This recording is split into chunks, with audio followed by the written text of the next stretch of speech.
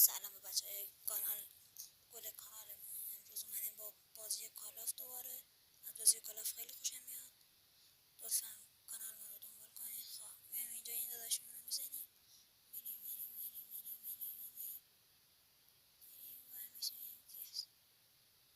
میریم این داداشمون رو میزنیم. میریم جلوتر این داداشمون رو میزنیم. این داداشمون رو میزنیم. این دایی هم میزنیم.